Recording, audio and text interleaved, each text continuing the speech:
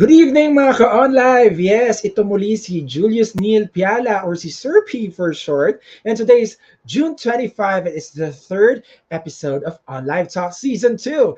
Ikwento mo. Ito'y hatid sa atin ng BA Communication and Media Arts Program ng University of the Philippines, Mindanao bilang isang academic program improvement project at public service program na rin. Tampok na yung season na ito ang mga kwentong hindi lamang magbibigay dagdag kaalaman, kundi pati na rin inspirasyon para sa ating lahat. And speaking of inspiration, I think my co-hosts for tonight are very much inspired, fresh from their thesis journey. And then, yeah, we can all smell the Sublight 2022 feels. Please help me welcome graduating students from the BACMA program, Ed Priete and Maryll Delposo. Hi, Ed. Hi, Maryll. Hi, sir! Hi, Yes, sir! amoy na amoy ang sablay. Grabe. Char. Thank you so much. Grabe, Naman. pa-advance ka talaga, Sir P. Yun nga, hi, everyone.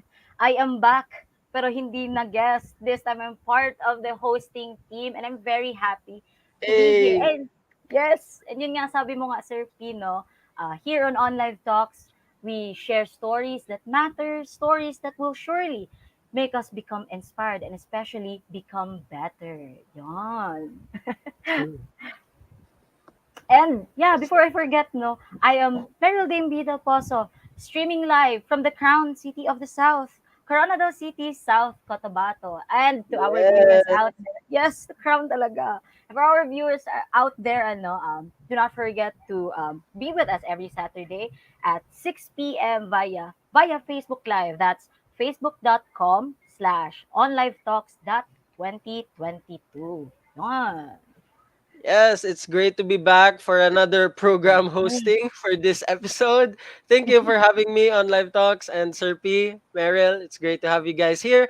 I'm Ed Priete and welcome to On Live Talks. Everyone who is watching right now, we are not only available on Facebook, no sir, because we are available on Twitter and YouTube as well. Yes. Follow at mag-subscribe na sa On Live Talk so you are always updated sa ating mga kwentuhan, chikahan, bardagulan, and inuanay from time to time. Di ba naman, Meryl Tess, Sir P?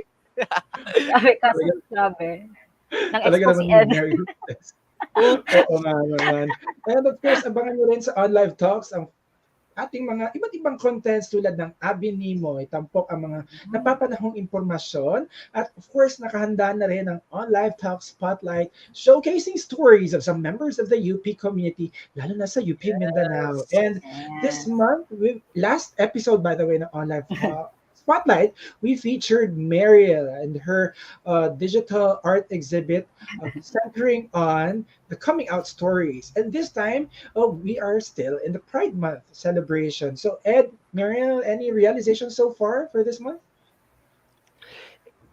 Go Ed. It has been. Well, I am really proud. No, I'm really proud of my friends. Meryl is one of them. Thank you. My friends who are part of the LGBTQ community, as well as allies, mismo, who constantly post their artworks, their sentiments, even their songs online. Mm. It's like it's such a grand celebration, such a colorful celebration of Pride Month this month, and I'm so proud of everyone who are sharing their stories no online, as well as yung mga media productions recently. There's been like a boom, no, especially on Netflix, yung mga TV shows and movies revolving around the LGBTQ themes. And ayun, it's been a very beautiful month, no. Pero I hope na despite all of that, despite the celebrations, we take our time then to remember that there are still people who struggle with coming out, who struggle with accepting themselves, and who are unable to be themselves to their family, to their friends. So I think it's important to look back on that as well, no? As much as we celebrate Pride Month, it is a time for celebration. It is also a time for looking back and reflecting on uh, how we can still improve the society to create safe spaces for people of all kinds, including people from the LGBTQ community. Yun. Very well said, Ed, no? And I have to agree with you on that one kasi I think medyo similar tayo ng realizations lately. Yes. Siguro, I'm just gonna add a few things on it na, and for me, yeah, yun nga, na there's still, we should not forget yung yung patuloy nating pag-push through with a more inclusive na society. And yeah, and a lot of maganda nga yun na meron tayong mga programs, mga webinar, discussions na nagkakaroon ng space sa atin para to unlearn, yung mga unlearn yung mga things na dapat nating i-unlearn and to learn about new things. In fact, one of our guests tonight is nagkaroon ng discussion last time sa Yes. care of ng UP Mindanao Mentefuwalay kasi meron din silang kanilang own celebration. It's actually, for the information of everybody, it's the LGBTQIA plus group of official actually of UP Mindanao. And yun, one of our guests also nag-discuss din siya doon, and I've learned about a lot of new things on that discussion. And I'm very excited actually kasi he's here today, right now. Yeah. And I wonder, Yes. sino kaya Learn- yan? hmm, Hmm. hmm, Hmm. Could it be one of our thesis panelists? Hmm. Hmm. Kayo We'll naman. find that out later. Oo. Pero excited kayo naman na magtanong, di ba? So sa ating Yes. mga on live, just stay right there because we will be feeding ourselves and our souls with the right conversations. And bahagi ka man ng LGBTQIA plus community or ally ka man, let's celebrate Pride Month. Let's all watch this. Ma, ano ba naman yung binabasa mo? Hindi po ako salot. Wala po akong sakit.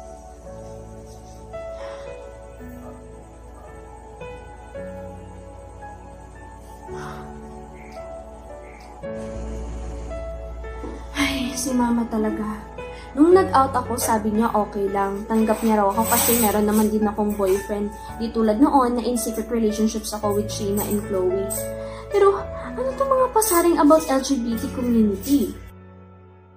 Exclusive as we celebrate Pride Month. Singer David Archuleta found fame on American Idol. Well, he's opening up now about his struggle to come out, and he spoke with our CEO, Kasama. Oh, nakaka-inspire talaga itong si David Archuleta. Akalain mo yun? 1 year na pala since he came out. And I love his message here in this post. Go, David! Raise the pride flag! Wala nang gana.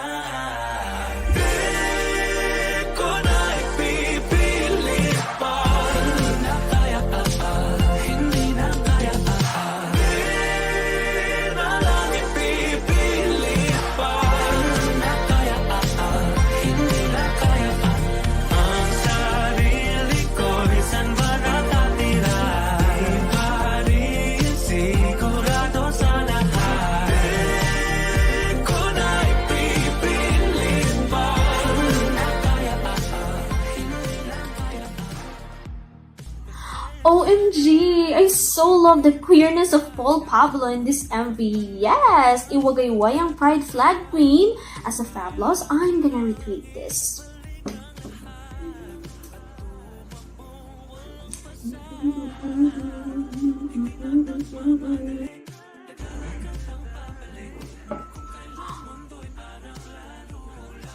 Han? Huh? Anong pride cake yung sinasabi mo dyan? Akala ko next week pang balik mo from your business trip. Thanks, hon. You don't really mind that I'm bisexual. Salamat for the trust and acceptance. I love you too. Sige. Ay, wait. Lumabas na ang new episode ng GL series na sinusubaybayan ko. Nood tayo mamaya, ha? G? Okay, I'm coming out na. Ngayong Pride Month, ating ipagdiwang ang samut-saring kasarian at ipagpatuloy ang pagsulong ng gender rights tungo sa isang sogi, inclusive na mga komunidad. Pag-usapan natin kung gaano kahalaga ang Philippine pop culture sa pagtaguyod ng mga karapatan ng mga miyembro ng LGBTQIA+ community. Yan at iba pa dito lamang sa 3rd episode ng On Live Talk season na pinamagatang Mga Kwentong Bahaghari.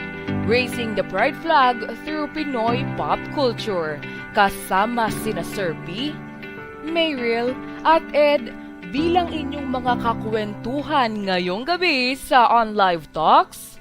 Ikwento mo.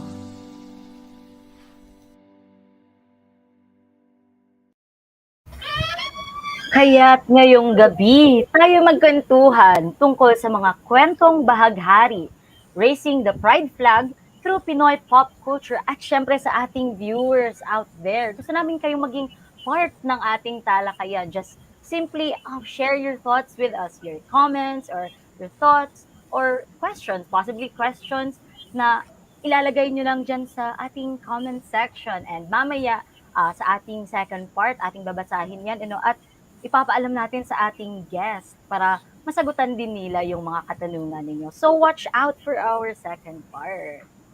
Yes, mapa-question or insights man yan or baka gusto nyo lang mag-shoutout sa inyong mga crush. Please feel free to leave your messages sa comment section, no? Whether you're watching on YouTube or Facebook, share the love tayo dito sa On Live Talks. Di ba naman, Maryll and Sir P? Yes, love I am- win. How do you feel right now? Are you excited for our episode's guests? Yes, very much. O, di ba? Buong-buo. Yes, very much. Ako nga, ready na ako. Yes! Ready si Sir P. Ay, parang angel Yes, there wing. you go. As a fanboy. But yeah, for now, magpapaalam muna tayo ng saglit kay Ed dahil for the first special segment ay si Maryll ang makakasama para sa ating pagkikipagkwentuhan sa ating mga guests. So samantala, si Ed ay makakasama natin for the second part of the show. So good night. Ay, hindi pa pala. See you later, Ed. Ciao, Yeah, Ed. sure. See you later, guys, sa second part Hey. ng On Live Talks, episode 3. Okay, so huwag na natin patagalin pa. Alamin natin kung sino ang guest natin for the third episode. Let's all watch this.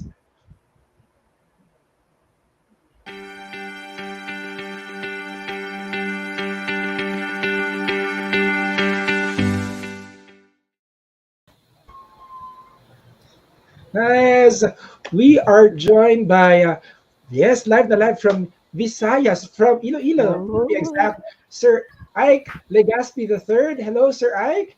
And of course, we Hello, have welcome Professor from the J. province of Lao. Oh, yeah. Yes. So thank you, Sir Ike. And of course, we have Sir J. Jomar Quintos, also known as Sir Jombits. Hi, Sir J. Sir Jombits. Hello, everyone, and happy Pride, no, to all of you. And it's good to be invited, no, by the BACMA program to talk about gender and sexuality. Thank you very much for the invitation.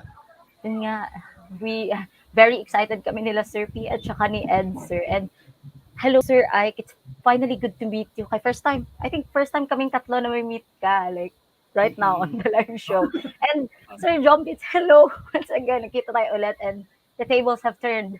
Kami ang mag-a-ask ng questions ni Ed. Oo nga no, may reversal of role, di ba? In queer Yes. studies, we call it reversal of role, na hindi tayo nagpo-follow doon sa script, di ba? Yes. But anyway, I'm excited to converse, no, with all of you, and of course, no, kay Sir Ike, na first time ko rin mamimit. Yun, hindi na natin patatagalin pa. Let's go with our first question. This is intended for Sir Jombit. So yun, given na yung topic natin for tonight, it's about Philippine pop culture.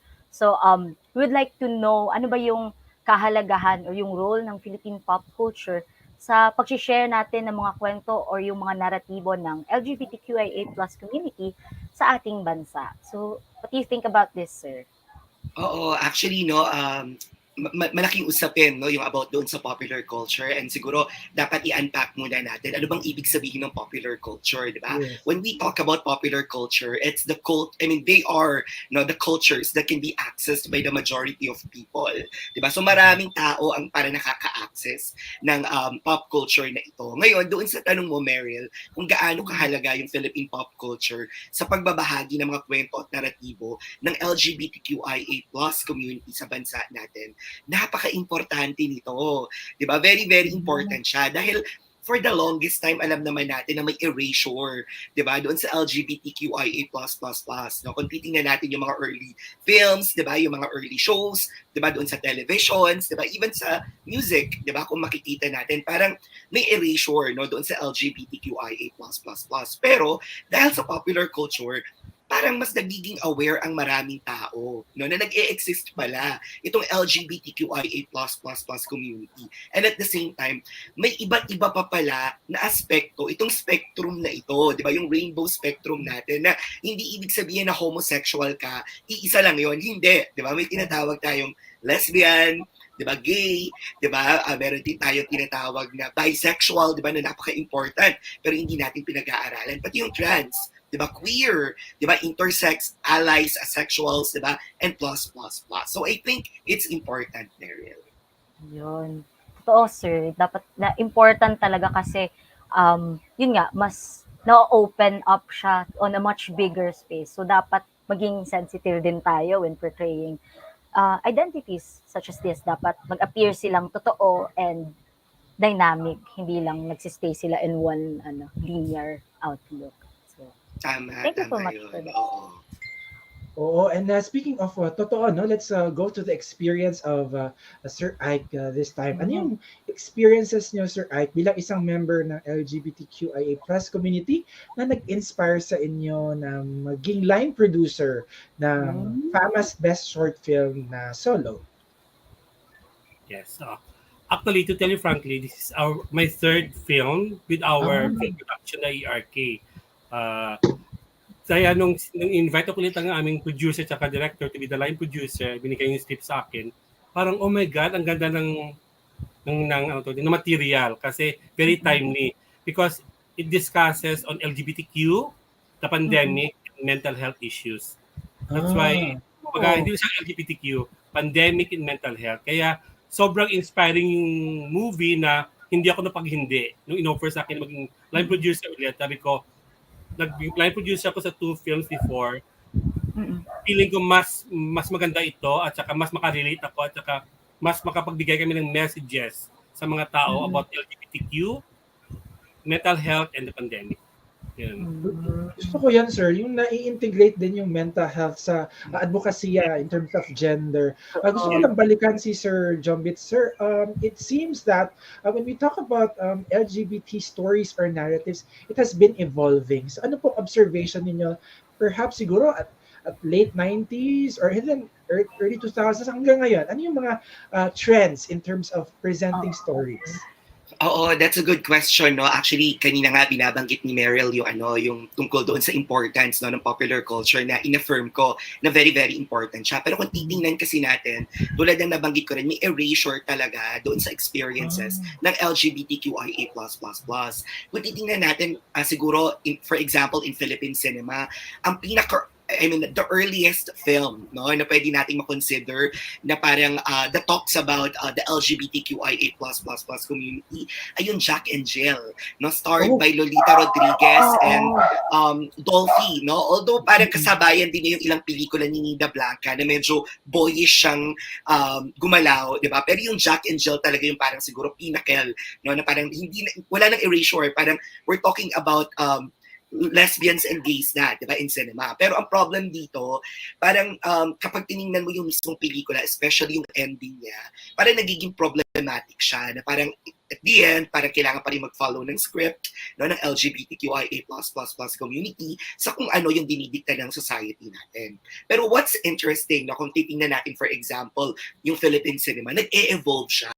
No, maganda na, for example, ngayon, yung mga pelikula na tayo, especially, no, doon sa rise ng Philippine independent new wave, no, na mga bakla, no, na hindi na lamang kino-consider na laging naandun sa loob ng parlor o kaya ay effeminate gumalaw, di ba? So iba na, di ba? Dahil nag-evolve na rin naman, no, hindi lang yung knowledge production natin, pati yung mga tao at yung kultura natin. So to answer your question, may evolution, no, doon sa portrayal and at the same time doon sa rendering, no, ng LGBTQIA++ community sa ating Philippine pop culture. Diba? Kahit sir, kahit although it's very challenging talaga na baguhin yung yung state ng media landscape, pero we have to try and pave the way for a much better or inclusive na portrayals and inclusive na society. And speaking of sa media culture din, I'd like to ask si Sir Ike regarding the film, kasi I'm curious of ano ba yung film all about, and if manunood kami, and I'm very willing to watch it, where can we watch it, or saan ba namin po pwede talagang panoorin yun, sir? Yes, sir.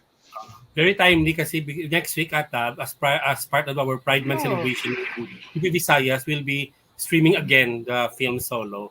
So I will give Ma'am Ina, the link so that she can share it with you guys. Yes. Wow. Oh my gosh. Thank you, sir. Thank you, Excited sir. Manonood kami niyan. Yes. Okay. Nabanggit lang kanina, no, na may mga challenges. Let's perhaps the both of you could answer siguro. Sir Ike, Sir Jay, ano ang mga challenges o gaps sa kasalukuyang kalagayan ng pop culture? Hindi lang sa pelikula, perhaps in other aspects like musika, and other forms of entertainment, and media landscape in general sa bansa sa pagsulong ng gender equality. Oo. Sino ba una, Sir Ike? Pwede ka na muna. Sige, ako na muna. Well, kanina, binabanggit ko nga napaka-important ng role, ng popular culture doon sa community, sa rainbow community. Pero, at the risk of being reductive and simplistic, hindi lang dapat natin tinitingnan na may advantage lang tayo na makukuha doon sa pag-portray, for example, ng popular culture doon sa rainbow community, kasi kung titingnan natin minsan, may disadvantage din, may demerits din, yung ginagawa nila, ng Philippine media, may hindi maganda na representation, may hindi maayos, na representation, kumbaga yung tinatawag natin na misrepresentation, and at the same time, hindi parang politically correct, yung portrayal, sa members ng LGBTQIA++ community. Ang isang example ko dito, although I'm a fan of Dolphy, fan ako ni Dolphy. I grew up watching Home Along the Riles, di ba? Kayo rin ba? Nanonood ba kayo nun? Ako din, di ba? Lahat tayo nanonood nun. Pero kung titingnan natin, halimbawa, yung early films ni Dolphy, particularly those films produced in 1970s and 1980s, medyo nagiging problematic siya. Bakit siya nagiging problematic? Dahil parang may monolithic lang na representation doon sa mga bakla. Ano yung monolithic representation doon sa mga bakla? Na yung bakla dapat effeminate lang kumilos, yung bakla dapat parang gusto lagi yung mga lalaki, di ba? Kapag may gwapong lalaki na dadaan sa harapan niya, parang hindi na siya makapag-focus, di ba? And at the same time, parang at the end of the film, lagi yung bakla, kailangan magbago siya at kailangan may babae siya na kakainlaban. Diba? Yung ganong para mga portrayals and representations, medyo nagiging problematic siya. Diba? Kasi parang nako-confine yung parang imagination natin and at the same time yung rendering ng rainbow community sa isang parang representation lang na hindi dapat. Kasi ngayon, kung titingnan natin, halimbawa yung iba't ibang mga pelikula and TV shows din, hindi lang naman ganun ang image ng bakla. Diba? Ang bakla hindi lang naman nasa parlor, di ba? May makikita kang bakla na ini-interview, for example, ng online talks, diba? or nagpo-produce, di ba? Like producer ng isang pelikula na award-winning, di ba? And at the same time, hindi lang sa bakla ito, even sa lesbians, di ba? Yung lesbians na lagi pinoportray as butch, di ba? Na hindi lang, kasi may mga fam, di ba? Na mga lesbians naman. Ang isang favorite film ko about lesbian yung it was directed by Connie Makatuno. It's Rome and Juliet. No, it's a very, very good film. Oo. Have you seen that? Diba? It's a good film. So yun. So may gaps and challenges talaga. No? Parang may advantage at may disadvantage, may merits, and then may demerits. No? Yung ginagawa talaga ng Philippine popular culture, especially kung may misrepresentation at kung hindi nagiging politically correct. Okay. What are your thoughts, Sir Kai? I think nasabi ni Sir Jumbit, lalo ko madadagdag pa. Meron, sir! How about your experience sa paggawa ng pelikula? Yun. Oo. Hindi, kasi yung script ng aming film is based talaga or personal experience sa aming screenwriter at director. So kumbaga, ano makita niyo sa pelikula, yun yung experience ng aming director at ng aming screenwriter. Yun yung inspire sa kanya nung pandemic. kumbaga, during pandemic, nag-struggle siya mentally. And then, eventually, nagpa-rehab siya and everything. Doon siya na-inspire to do our film solo. Mm. May So, question ako kay Sir Ike. Pwede ba ako magtanong kay Go. Sir Ike? Sure. Because Sure, very, sir. very interesting yung solo. No? So, yung doon sa production ng solo, para bang lahat ba kayo doon members ng LGBTQIA? Hindi po lahat, sir. community? Meron naman po. lahat. Oo, meron po. Oo. Pero hindi po lahat. Pero our director, the scriptwriter, the producer, our executive producers, are members of the Oh, that's good. Kasi doon pala makikita mo na agad na alam talaga nila yung nuances that it will be a politically correct film, di ba? Yes. Oo. In other words, it's a very genuine experience na the entire struggle would be presented to the public in the right manner. Meron akong question kay Sir Ike regarding naman the process of coming out. Before coming out as gay in public, sir, ano yung mga challenges na napagdaanan ninyo and paano mo ito hinarap or in-overcome? Actually, frankly speaking, nasabi ko sa lahat ng kaibigan, palabas na ako silipunan ng nanay ko, nagpipiruwet na ako. Wala akong state of coming out. Since birth, kumaga, ganito na ako. No question. Since maliit pa ako hanggang ngayon. That's why, siguro I'm just blessed na siguro and happy that my family and friends accepted me for who am I. That's wala akong struggle. Wala akong stage sa coming out. Wala akong masyadong naging problema. Kasi, my family loves me so much and my friends accepted me for who I am. So sir, ang tanong ko sir, kung gagawing pelikula ang buhay nyo, sino ang gusto mong gumanap bilang Sir Ike? Oh my God. Lagi din sabi ko si John Lapos kasi magkamukha daw kami. Sinong parang love interest? Dapat tanongin din natin. Ay, naman. JC Tivera, siya yung crush ko eh. Never siya. Ako na lang mag-portray ng aking sarili, wag na yung iba. Yun yung genuine portrayal, authentic. Oo. Tama. Sir Ike, Sir Ike talaga. Dapat ganun. Yun nga. Saka without batting an eyelash, JC De Vera, sabi talaga ni Sir Ike. With conviction, no? Yun. Thank you, sir, no, that for sharing that very intimate experience of yours. Kasi personally, makarelate ko sa imo, sir. Actually, Ilonggo ko. Okay. So, makarelate ako. Yes. Makarelate ako with your experience. And yun, I think same tayo, sir, na we are very thankful na yung family natin and our friends are very welcoming to us. Yun lang, medyo yung outside society lang din siguro. And yun, we still continue to be our authentic self. So, thank you so much for that, sir. And yun, given nga nung sinabi ni sir na merong may challenges pa rin kahit meron ng progressive na representations in Philippine media scene. Paano na tayo it brings us to the question of paano ba tayo magiging gender sensitive or maging soggy inclusive for our portrayals in media or lalo na sa Philippine pop culture. So both of you, sir, could answer on this one kasi may experiences kayo in both fields. Sige, ako na muna. No? Feeling ko mas maraming masasabi dito si Sir Ike. No? Ako, personally, naniniwala ako na dapat gawin nating requirement, no? Yung gender sensitivity sa lahat ng tao. No? Parang hindi lang parang yung isang group ang kailangan. Hindi. No? Lahat tayo kailangan talaga yung gender sensitivity. And I think dapat cultivate ito sa mga bata. No? Kahit parang ini-integrate na natin, di ba? Even in the curricula, no? Doon sa elementary and high school, dapat ini-implement na natin at nai-integrate na dun sa curriculum. Ngayon, with regard to doon sa pagiging socio-inclusive ng media contents, no, sa popular culture natin, I think pinaka-importante dito, at ito rin yung lagi kong tinuturo, no, when I was still teaching media and society, no, sa mga students ko, na sooner or later, you'll be part of the media industry, no? You will be media practitioners, no? At napaka-importante, kahit writer ka, kahit filmmaker ka, that you need to do research, no? Napaka-importante nung kailangan mo mag-research. And at the same time, you always need to negotiate. no, makipag-negotiate ka. Hindi ka magpapaka-opt lang basta-basta sa kung ano-ano, kundi magde-negotiate ka. No? Iisipin mo lagi, tama ba to? No, politically correct ba to? O para may masasagasaan ba ako dito na tao? How's the power interplay, no, dito sa mga ginagawa ko? So, babalik at babalik talaga tayo doon sa importance ng research, pati ng communication. No? And I think ito naman din yung ethos, 'di ba, no, parang online talks natin, 'di ba, para ma-remind, 'di ba, yung iba't ibang mga tao dun sa importance din ng communication and research. Yun lang. Sige, si Sir Ike, baka mas maraming masabi. Hindi, Sir Ike.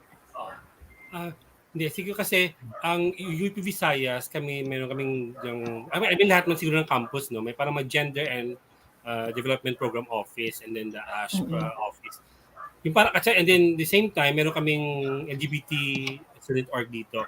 So kumbaga and then yung sa film din namin ang solo pag nagdi-deal sa LGBTQ, but sa other films namin, although hindi siya LGBTQ inspired or theme na, but then ni-make sure namin na parang may element ng LGBTQ plus na mga aspects ng you know, yung mga scenes sa film, mga ganon. Lagi ni-make sure namin para at least through our film yung parang mas spread or yung messages niya about LGBTQ plus na mga parang ni-educate namin yung aming audience. Exactly. In other words, it has to be very comprehensive, ano? At i-connect natin sa sinabi ni Sir John, is that it can only be done through research, ano? Yes. So, Sir Ike, meron akong tanong din sa inyo, based perhaps sa karanasan ninyo. What do you think is the best advice for people who continue to struggle with their identity at this very point? And perhaps right now, they're getting parang safe haven dun sa pop culture na parang dun na lang sila, hindi na sila nakakawala. And ano po ang advice niyo for those who are sensitive, or insensitive rather, who make fun of others' gender preferences? Sir Ike? Okay. For those na nagsistruggle, siguro una sa lahat, alam natin naman lahat yun, di ba? Love yourself. Kumbaga, accept mo muna kung sino ka. Before you expect others to accept and love you, ikaw na muna yung accept at saka mag-love sa sarili mo. And then, syempre, although no one is an island, but then, kumbaga, kung na-accept mong sarili mo and then you express yourself, kumbaga, wala kang pakialam kung anong sabihin ng tao as long that mahal mo sarili mo, wala kang ginagawang masama sa ibang tao, yun yung dapat mong gawin. Huwag kang matakot lumabas. Huwag mo matakot ipakita kung sino ka. At saka huwag kang matakot na anong sabihin ng ibang tao kasi importante mahal mo sarili mo, nirespeto mo sarili mo, nirespeto mo ibang tao. Yun na naman yung importante. Yes.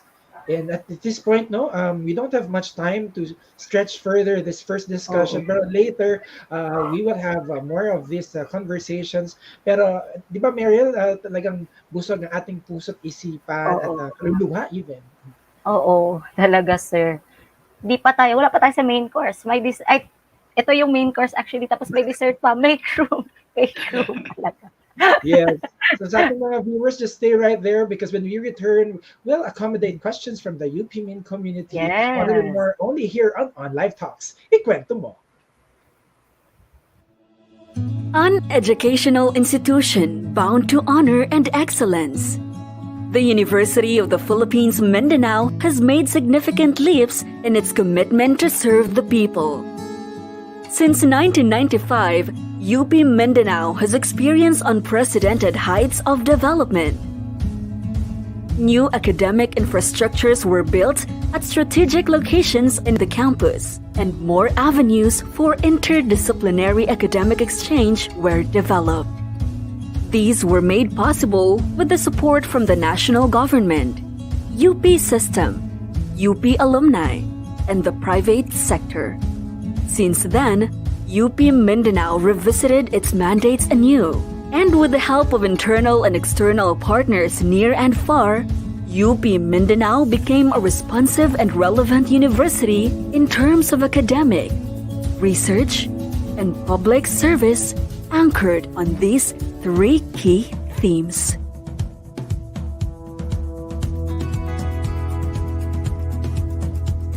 UP Mindanao focuses its efforts to recruit the best and brightest Filipinos and Mindanaoans to become ethical and excellent leaders of the nation.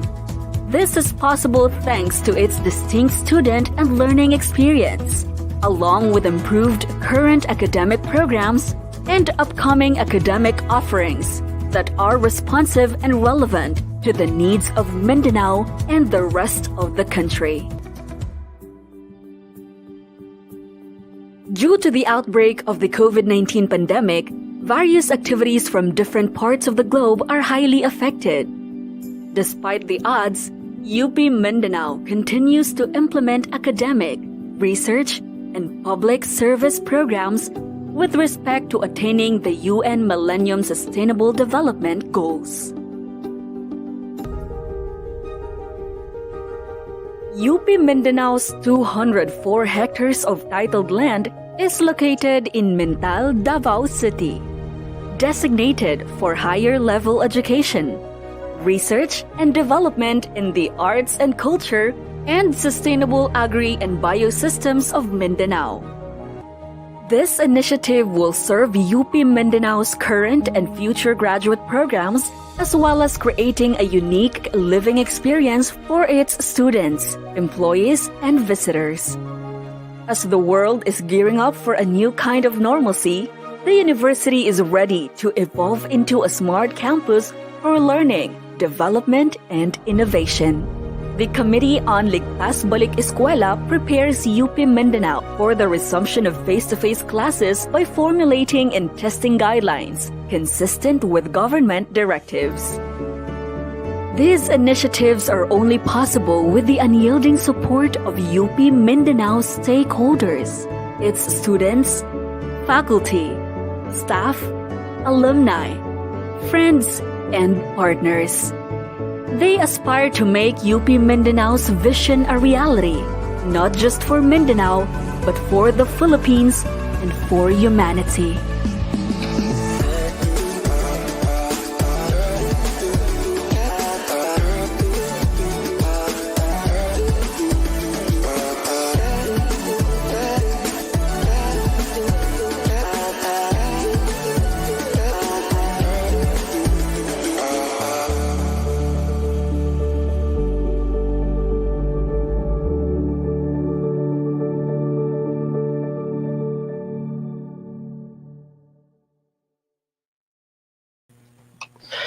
Surprise! I'm back! Abinimo. Oh, akala mo, nawala na ako? No, no, no, no. It's me, the other Serpy.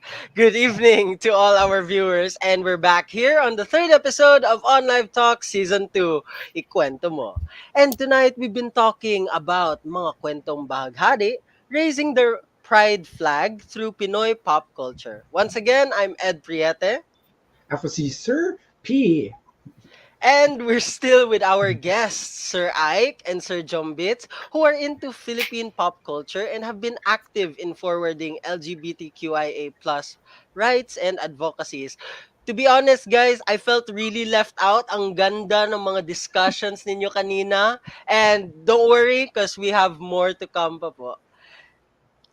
So, Alright. for our second discussion segment, we'll ask our guests some questions from the UP Mindanao community through pre-recorded videos. Any of you, Sir Ike and Sir Jombits, may start sharing your thoughts or insights depending on these questions. And now for our first question from the FB Live, Sir P. Okay, let's check what question we could read dito sa ating StreamYard. Yes, abang-abang lang tayo. Yes, we have a question from question from the team. Philippine cinema is evolving, pero ano ba ang dapat na gawin upang mag-invest ang mga theater owners na ipalabas ang mga pelikula na in line sa mga kwento ng LGBTQIA+ community? Sir Ike, Sir Jay? Sige, ako na muna, Sir Ike. Sige, oo. Actually, no, maganda yung point na to ng question, no, about doon sa pag-invest, no, kung paano mag-i-invest yung mga theater owners, no, doon sa mga pelikula na inline sa kwento ng LGBTQIA. Kasi although nakikita natin na maayos ngayon compared doon sa ibang portrayal, no, in the 1960s, 1970s, 1980s, 1990s, no, ngayon maayos, no, may maayos although may hindi rin maayos na portrayal sa rainbow community. Pero ang question natin dito, may nanonood ba? Diba? Napapalabas ba? Meron ba siyang venue? Diba? May avenue ba kung saan natin pwedeng panoorin ang mga ito? No? Wala. No? Kasi usually, halimbawa, yung mga mainstream movie houses natin, hindi pinapayagan. Diba? Yung mga pelikula no? na rainbow themed, no?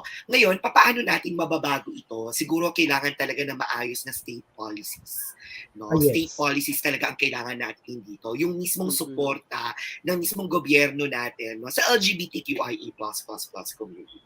So, para sumunod ang mga capitalists na ito, ang mga businessmen na ito, no, kailangan talaga na maayos na state policies na. Siguro yun yung nakikita ko na parang immediate na sagot kung paano mababago kung nangyayari ngayon o yung kalakaran. So, more than, efforts from the production, kailangan merong state support. Sir Ike, any thoughts?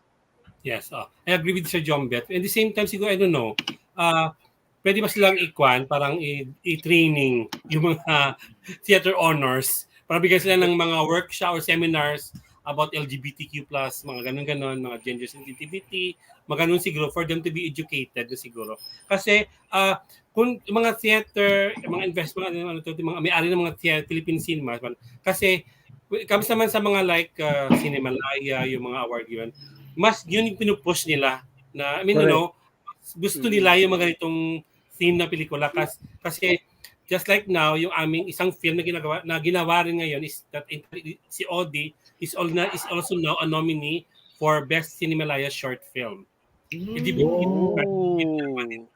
Na pelikula. So siguro pa na we conduct mini trainings for these theater owners para maging tawag din yung para maging gender sensitive din sila, mga ganun siguro. Tama yun. And perhaps a follow-up question regarding that, no? For our viewers, kasi you mentioned what the government can do and what theater owners can do. What about our viewers, our audience? How can they be more exposed to these kinds of cinema? Sir Jombit, Sir Ike?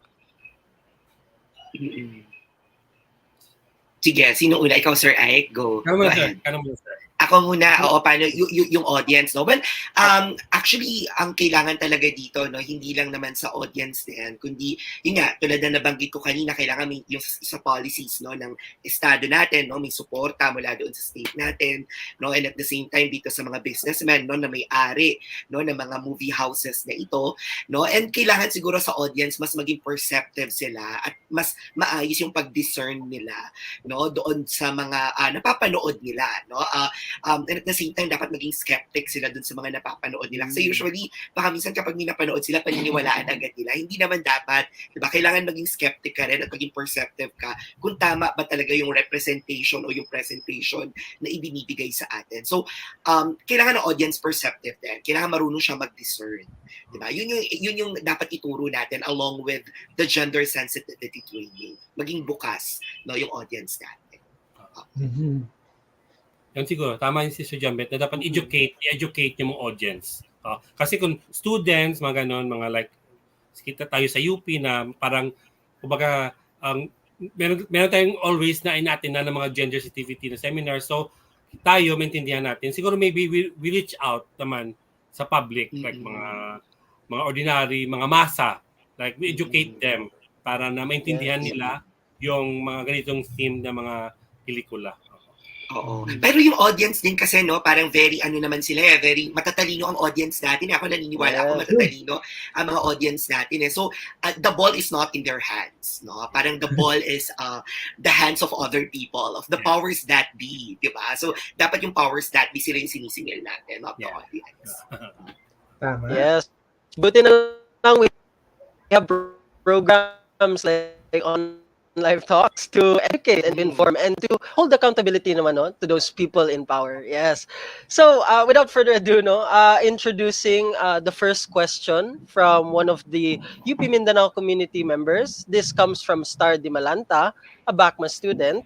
And let's all watch this video.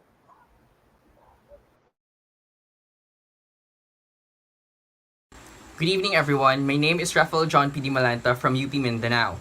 And before I ask my question, I'd like to set the premise on recent and current queer media content in Philippine television. We must not deny that most of these contents borders upon using queer baiting, where in definition is a marketing strategy that uses heterosexual characters to portray LGBTQIA representation, which defeats the very point of representation because it sets the tone in ambiguity because it's a profit-driven marketing strategy. So my question is, how do we make sure that upcoming media content for queer representation would be genuine and would reflect the lived experiences of everyone in the LGBTQIA community?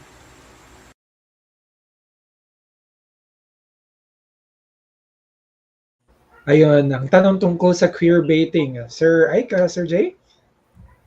I think mas masagot yan ni Sir Jumbit.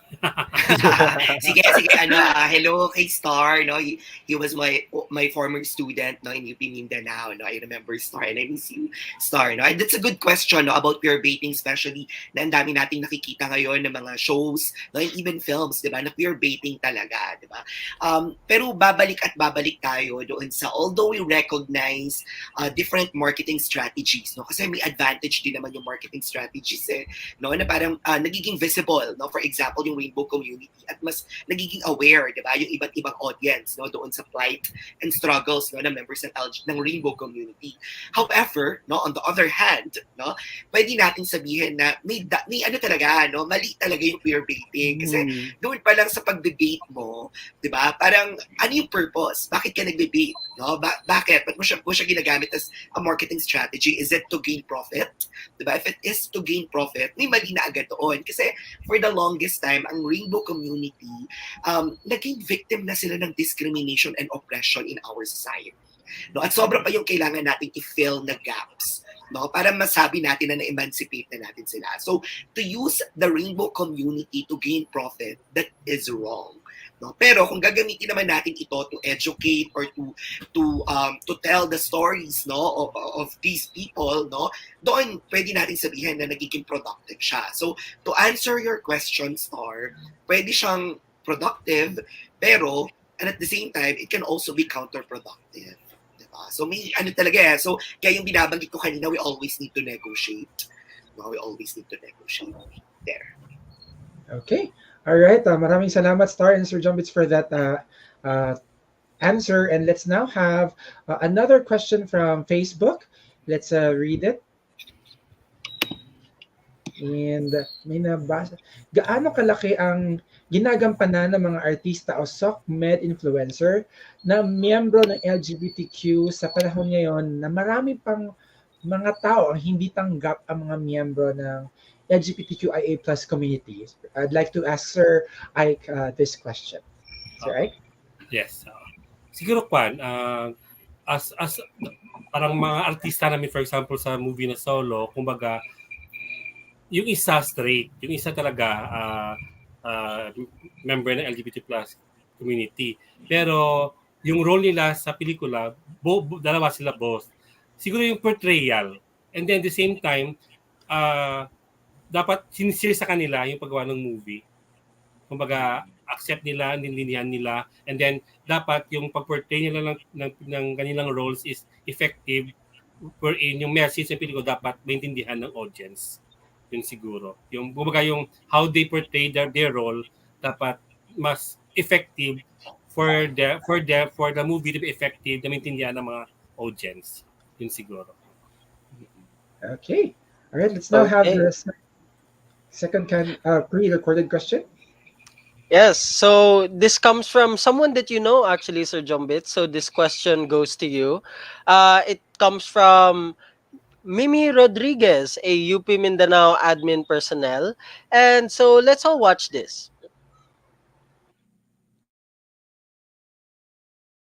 Hello po, good evening. So my name is MX Mini Rodriguez and I'm from the UP Mindanao and also a member of the LGBTQ community. So my question is regarding on the song Charing by Rock. It was published way back 2007 and it is a Bisaya song. So kasi po whenever I heard people like teasing me regarding on that song. So, what is your stand or how can we avoid that kind of discrimination? Kasi it's obviously talks about the community, especially the gays. And how can we eradicate that kind of mindset thing, that kind of action? And yun po, I hope this address my query regarding on that song and how could we handle that kind of song nowadays. Thank you. Bye.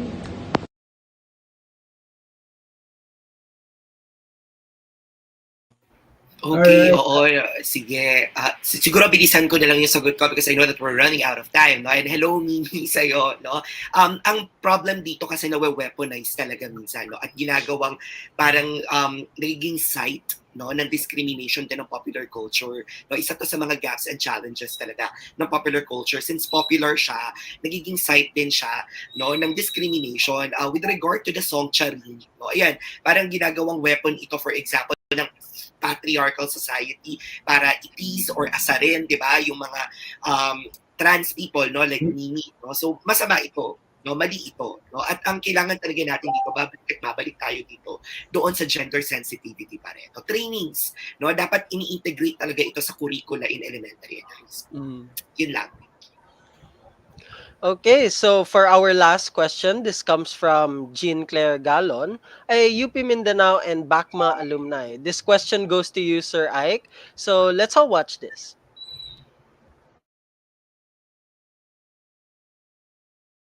Hello, I am Jean Claire Gallen, an alumna of UP Mindanao, and this is my question.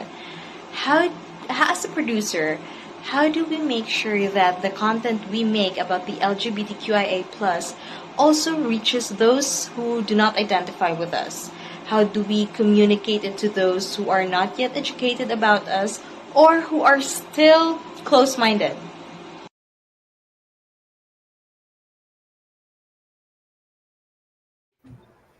Yes, sir. Right? Okay, yes. To answer the question, una sa lahat, as a live producer, di po ako, parang di ako creative ng film. I'm more as like an admin. But as what I've said kanina, yung pelikula nga namin is based on the experience of our director and screenwriter. So, kumbaga, to make it relatable, as what I've said kanina, yung portrayal talaga, ay yung pagsusulat ng script, yung portrayal, yung mga scene, talagang di-research, saka dinirect ng bonggang-bongga ng aming director at saka ng screenwriter kasi sariling experience niya eh. Kaya to relay the message to the audience. Yan. Ayun. Sir Ike, si Ed Priete po ay isang filmmaker din. Perhaps you would like to ask a question? Yes, actually, sir. No, although my upcoming film, it's actually formed from my thesis po. It's not about the LGBTQ community, but it is about women. So as a male director, no, that is often problematized because I am making a film about women, specifically those who are survivors of rape. So ayun, perhaps my question for you, sir, is it possible for let's say people who are not part of the rainbow community but who are allies to show the authenticity of the experiences of those who are part of the community? And similarly, ayun no, so for example, male directors, can they truly show yung experiences ng mga females? You have to have a very good researchers. Kasi kumbaga sila yung magre-research about yung about sa film mo, kung ano man doon ang mga related literature about your film. And then the director will study about it. And then also, you have to have a good script consultant. Kung hindi kayong, like for example, in our case, personal experience, so walang problema kasi experience siya. But for example, for films na parang, yun nga, yung parang di siya really, parang katulad ng LGBTQ, and then kumari kuha siya ng about women, a very good researcher, a very good script consultant, and a very good team para mabuo mo yung film mo at saka para makuha mo yung kung anong gusto mong message ng film mo para sa audience mo. Yes. If I may add, dadagdagan ko yung kay Sir Ike kasi nabasa ko yung kay Ed, yung thesis ni Ed. I sat as a panelist, no? I think, Sir Ike, ang ganda ng thesis niya. So, pati yung kay Maryll maganda rin, no? May research silang dalawa, so okay na sila dun sa research. So, ang problema ngayon siguro ni Ed, ang kailangan niyang isipin, kapag in-translate na niya doon sa pelikula, paano magiging sensitive, halimbawa, yung choice of shots, di ba, the music, di ba, the camera angle, yun. Yun na yung problemahin mo. But with regard to the story, I think you're good to go. Yes, thank you, Sir Joey. You need to have a good sound recorder, sound a director, and then the cinematographer. Yes, that's good. Tama, Sir Ike. Yes. At saka dapat yung team mo, dapat may siyempre, dapat may teamwork. Para yung burden nila sa director, nila sa creative producer, hindi lang sa scriptwriter. Kumbaga lahat kayo, dapat alam nyo lahat. Kasi yun nga, story conference kayo, for you, yun, para pag-aralan nyo kung anong gusto nyo maging output or maging labasan ng pelikula na gusto nyo ilabas. Yes. Same vision dapat ang whole production team. Tama. Thank you, Sir Ike and Sir John Bits. Yeah, it seems that we don't have much time, but nagpapasalamat kami for this very engaging conversation. I would like to invite once again Maryll to join us for this last segment. It's called On Live Quick Talk. It's similar to Boy Abunda's Fast Talk. All you need to do is to simply give a direct and brief answer to our set of questions. The order would be si Sir Ike muna, si Sir Jay, and then si Maryll, Ed, and then I'll follow. Okay, so let's begin with the first question. I think you're on mute. Mute. Nakamute si Maryll. Ay, I'm sorry. Yon. So para sa ating first question, what is your favorite LGBT themed film? Hindi na ko lalayo. Solo. Oo nga. Winner naman ang sagot tayo. Solo. Promote natin. Ako Love of Siam. Love of Siam. Oh! Early 2000s. Yes. For me is Korean film, The Handmaiden. Mine is Swiss Army Man. Ay, US ako pero Euphoria. Euphoria. Hindi ba ako okay, next. For our second question, what is your ultimate Pinoy celebrity crush, Sir Ike? Sabi ko na kanina, JC De Vera. Okay, without batting an eyelash yung JC De Vera. Ako, John Lloyd Cruz. Sa akin dalawa. Jasmine Curtis Smith and si Carlo Aquino.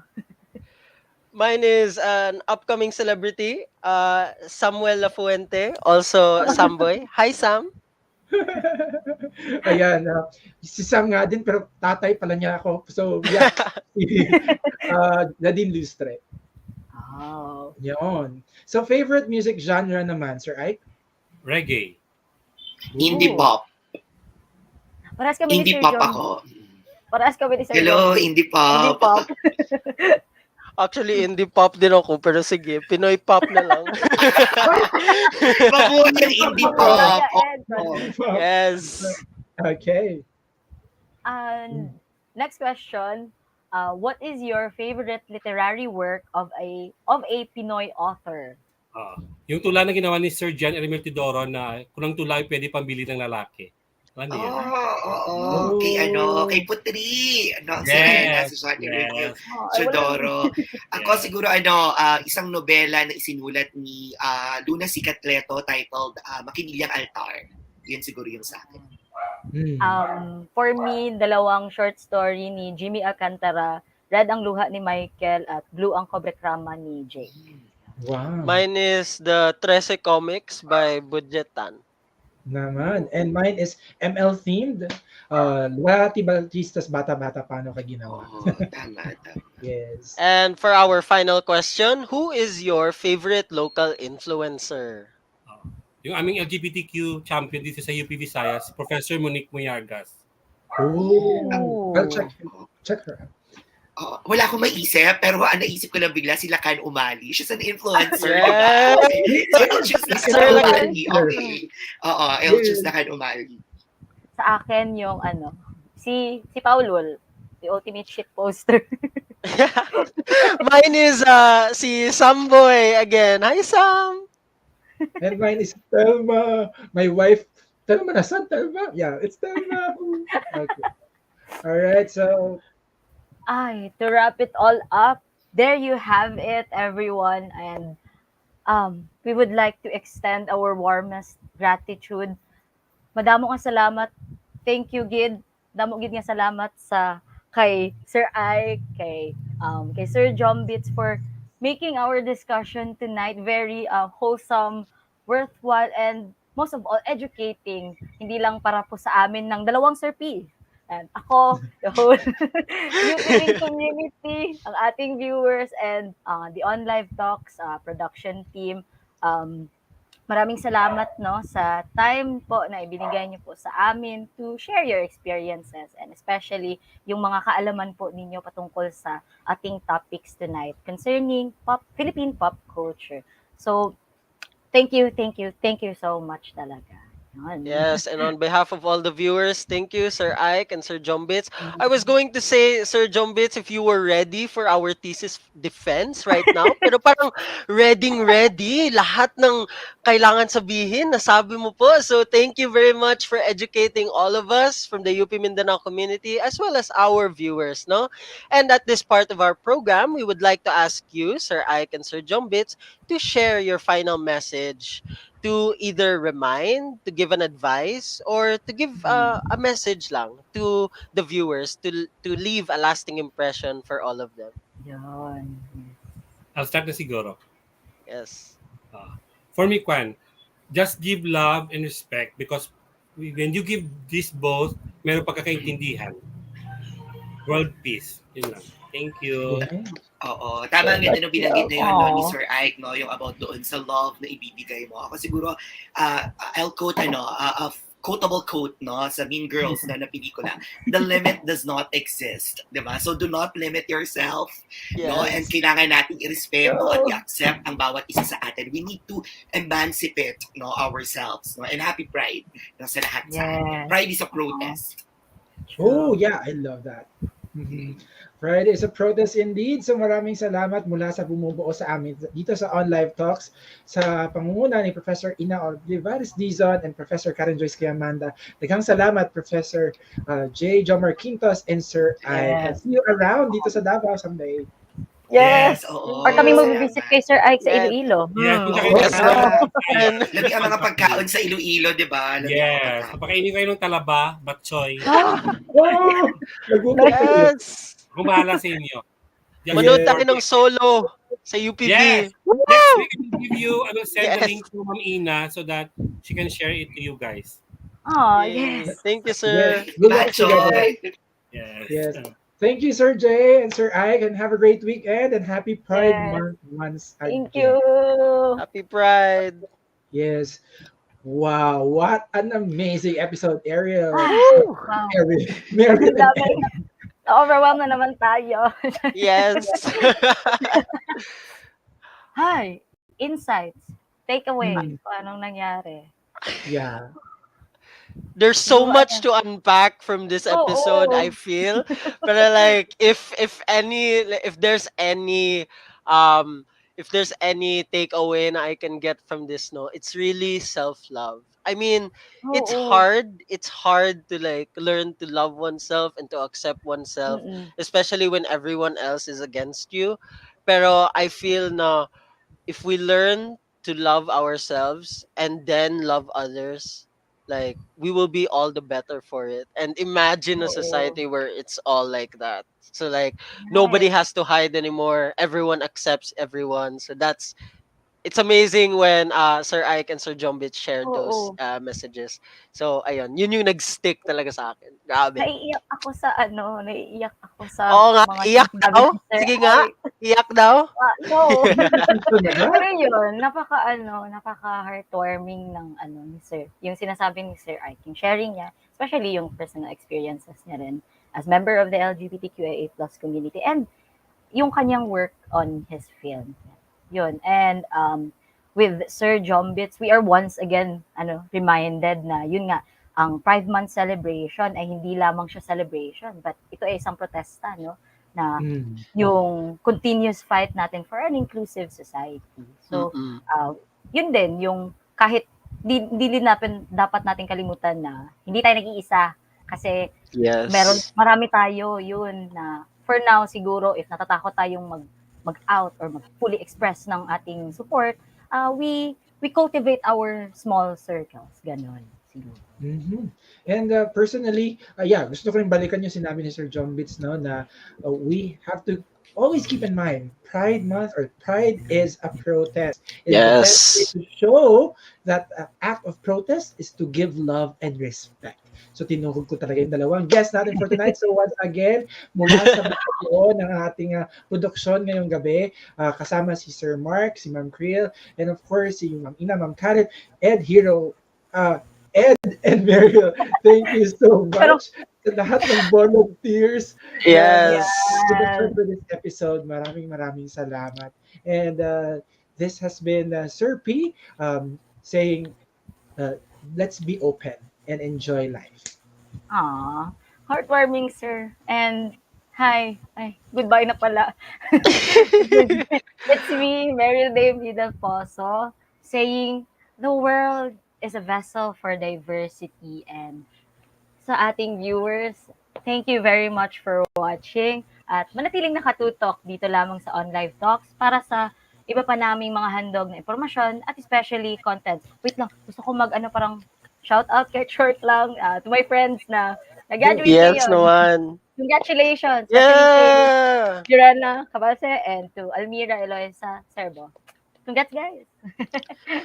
Yes, maraming salamat, Maryll, Sir P, and all our viewers. I'm Ed Priete once again saying, let's love one another. And abagan ang next On Live Spotlight episode as we feature UP Mindanao alumni. So, look forward to that. And thank you everyone for watching our episode. Ito ang On Live Talks. 1, 2, 3. Ikwento mo! Ikwento mo!